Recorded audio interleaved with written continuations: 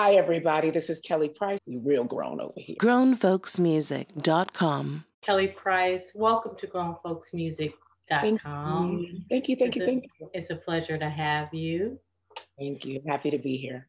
The new EP is a gospel EP, and it comes 15 years after your first gospel album. I heard you say that you had started making R&B music, and then there was a switch. You started making new R&B music, and then there was a switch. Tell us what that switch was. Oh, gosh. So it was a combination of things, which ended up literally being slammed by 2020 and what happened to us in the entire world.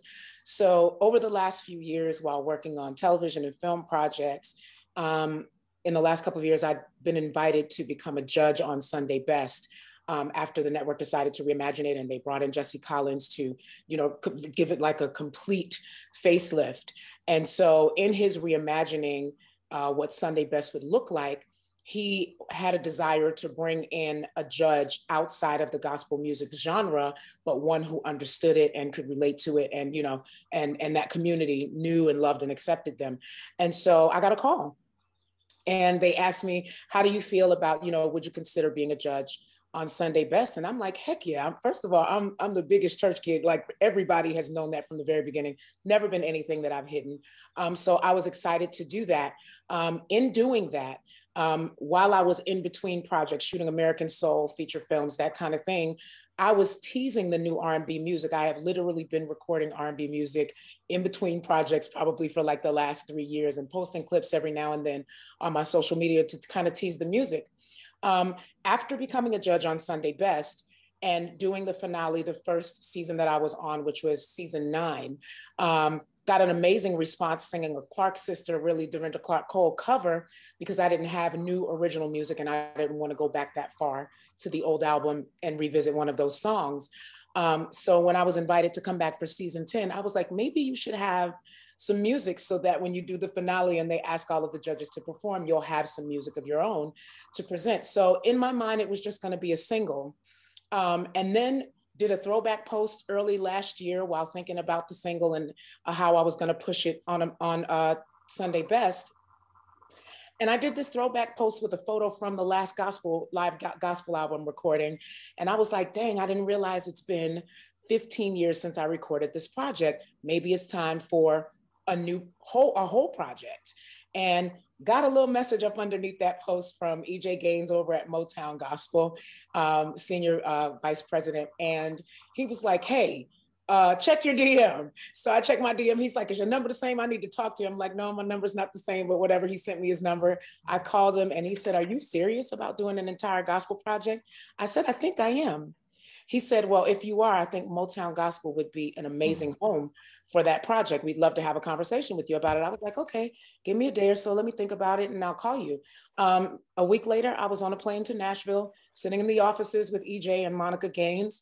And that very great 3-hour plus meeting turned into us moving into a negotiation process to do a joint venture with my company for this project, Grace. And then COVID happened and shut the world down and shut down production of Sunday Best. And I lost my grandfather about 3 weeks into the lockdown, lost several family members and friends and people that I'd grown up with and sung with in church and in school, to the tune of about 15 or so people.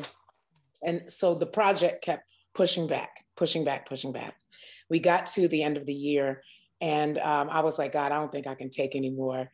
And then that last call happened. They called me early that Sunday morning and told me that my mother was gone. And so I had to get through that, get through the funeral, got back home in early November after traveling for her funeral and thought about it. And I really kind of wanted to just shut down, but I didn't like the way I was feeling inside. I had spent most of the year crying. And so I decided to do the opposite. I dug my feet into the ground and I said, I need to go in the studio and I need to do this project. Because if I'm tired of crying and if I feel this way, I can only imagine, what the people around the world feel like we all felt last year. So in December, I went in the studio and my concentration was to get this project done so that it could revitalize me first and to help start the healing process in my own life first. And hopefully that which it brought to me, people would feel once we put the music out, and hopefully it would help people.